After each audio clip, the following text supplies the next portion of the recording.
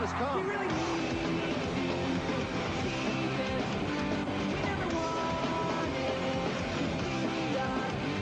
Blink-182 is one of the world's most successful and notorious pop-punk bands. How are you doing? Oh, shit, I think I fit up even worse, huh? They've gone from underground shows to selling out stadiums, shipping platinum records, and the adoration of legions of die-hard fans. Mark is my absolute favorite. Tom, I love you. Woo! They're awesome. I love them. Blink was a band born in a bedroom and raised in the Southern California punk scene. You and I should get away for a while. Their first CD, Cheshire Cat, released in 1994, launched them into the public eye. When Cheshire Cat came out, and there was actually a record in the stores that I didn't put there, so I thought that was as big as we could ever get. As their profile began to receive attention beyond the all-ages circuit, they were threatened with legal action by another Blink, an Irish outfit that didn't take nicely to a rowdy American punk band operating under the same name. The guys avoided the courts by adding the numerical suffix, Blink-182. initiating ongoing speculation as to what the mysterious 182 actually means. Blink-182, I know what the 182 stands for. It's a reference to Al Pacino's character in Scarface. Right. He says, I can't say the F word 182 times. Despite the name change, the group's rampant popularity continued to grow. I think every day I get surprised by how well our band's doing. It wasn't something that happened instantly, because it was a lot of hard work.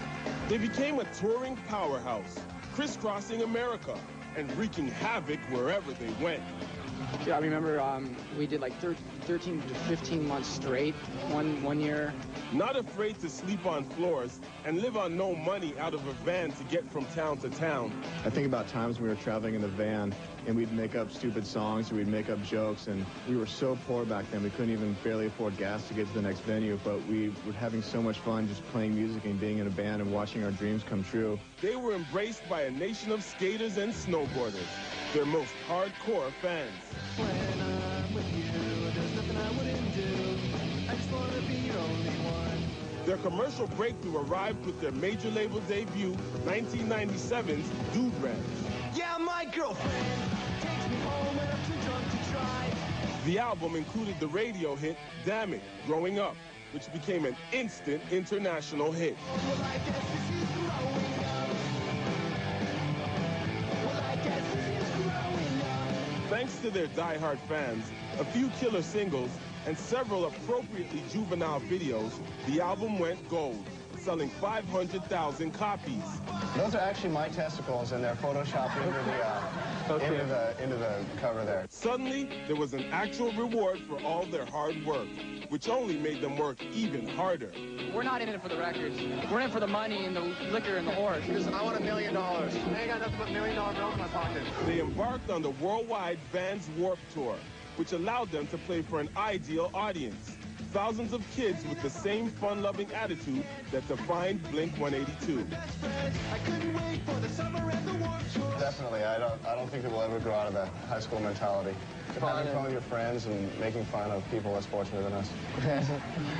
We mock what we don't understand. Poo-poo, pee-pee, caca. The tour was long and grueling, but eventually pushed Dude Ranch to platinum status. Always the quietest member, Scott had grown increasingly detached from Mark and Tom, often only joining them to play shows before retreating to be on his own. You know, do what you want, live the way you want, you know, and don't, you know, just don't go through life worrying about tomorrow. Just before the band's triumphant headlining slot at the legendary Palladium in Los Angeles, a moment which should have been a career highlight, Scott announced the show would be his last. What happened to Scott? Oh, he doesn't play in our band anymore. Why not? No, he's in another band doing his own thing, and he's playing guitar, and that's all I know. Yeah, I haven't talked with Scott in a few months. Enter Travis Barker. The band had met with Travis while on tour and had been impressed by his highly skilled drumming and dedication to music. With Scott's final departure, they knew they had their man. And so we approached him and said, hey, do you want to learn some songs and play with us? And he did in like 45 minutes. Not because the songs aren't complicated. That's not the reason. But because he already knew him because he's the biggest fan ever, so. I remember having a conversation with him, telling him, yeah, I'd love to do it. I'm like, you think we could practice? Their first album with Travis, 1999's Enema of the State, cemented their presence in the mainstream. While retaining their characteristic punk sound and lowbrow buffoonery, this album also launched the band on a meteoric rise up the charts. Well, it's kind of like when Kennedy says we will put a man on the moon by, you know, by the end of the 60s or whatever. And it's kind of the same thing. People at the label say, we will make people like this band, but it took 10 years, you know, and here we are today. The Manhattan Project is nothing compared to what it took for people to like our band. Enema of the State debuted in the U.S. Top 10 and went on to sell over 1 million copies in barely 2 months, thanks to infectious hits like Adam's Song and All the Small Things.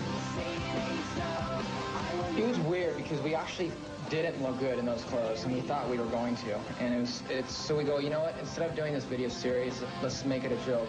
Because we thought, we went into it thinking to make a great dancing video with great wardrobe, and it just didn't work out, so we ended up making a joke out of it. Right. She left me roses by the stairs. Surprises let me know she cares. It eventually sold 7 million copies and sat high atop Billboard's Top 200 for over a year. You're very popular with the Barney and Raffi set.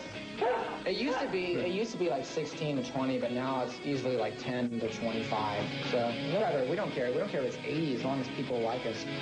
A follow-up live album quickly followed, capturing highlights from their raucous-filled live show.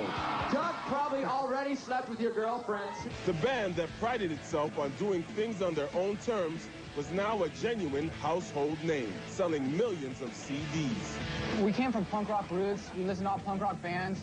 I guess the word pop, you can just use that to describe anything that's kind of catchy and upbeat and whatever, but, you know, whatever you want to call it, you can call us a bunch of we're not a-holes. The mainstream they had always mocked was now their own reality. When we come back, the explosion continues. Blink-182 reconnects with their fans, and success splits the band from within, leaving the future of the band in doubt when Born to Be continues.